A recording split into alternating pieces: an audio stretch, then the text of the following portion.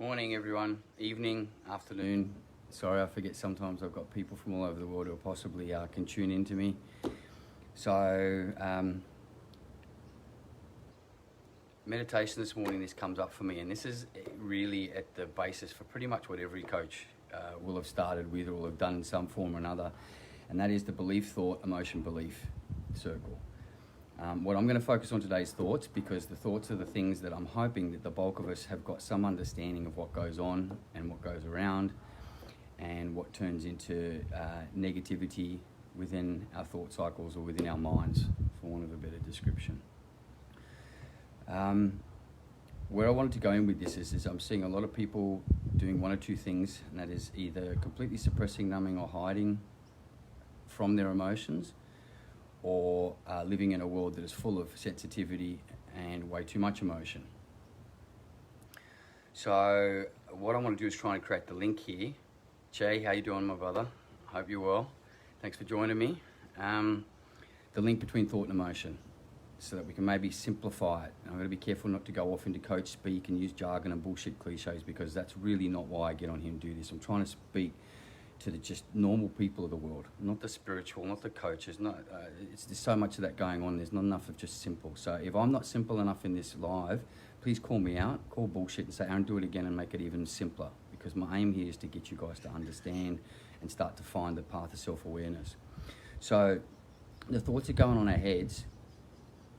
Yeah, so these are the thoughts about what we have to do at work today, the thoughts we have to do about getting the kids, the thoughts we have to do about helping our partners, the thoughts we have to do about achieving more, the thoughts we then lead into about why we can't achieve more, why we can't do the things we do for our partner, why we have issues or limitations where we can't push for that next pay rise, why we can't do. See, if you see where I'm going here, so we've got all these random, very easy thoughts that are the day-to-day mundane things that we have to do and the things we want to achieve.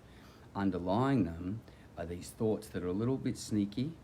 I call them insidious because they're clever and they're quite crafty, and these are the ones that when you say, I need a new job, they jump up quickly and tell you, no, your job is safe, you've got a good job, be grateful for your job, don't rock the boat.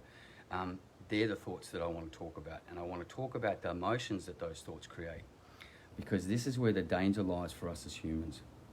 When we don't pay attention to those thoughts that limit us, that disconnect us, that tell us that our emotions are not worth feeling and that we shouldn't be allowed to feel them.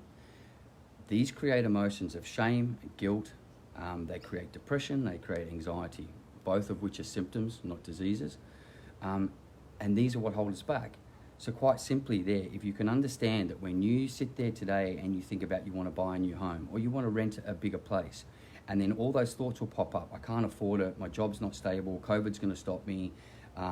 Or if you're not even married and you're just with a girlfriend, am I stable enough in my relationship? What's going to happen tomorrow? Or 6 months ago something happened to me that I'm going to hold on to stop me from taking a leap into something positive in the future. These are the thoughts I'm talking about right now. These are the thoughts that we need to be aware of.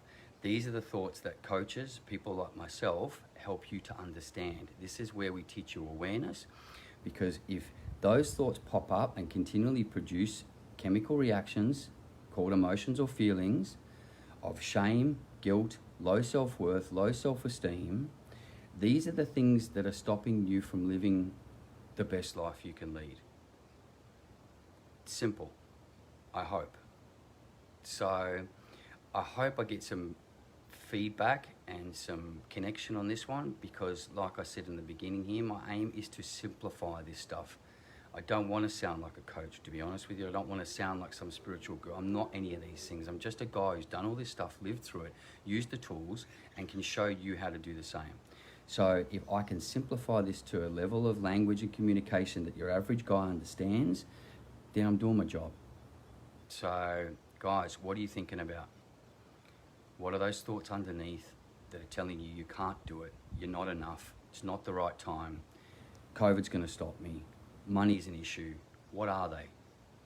If you want to learn more about it, if you want to find out what it is and why they're there, then just ask me questions. If you don't want to ask me a question in a message, engage me on this post.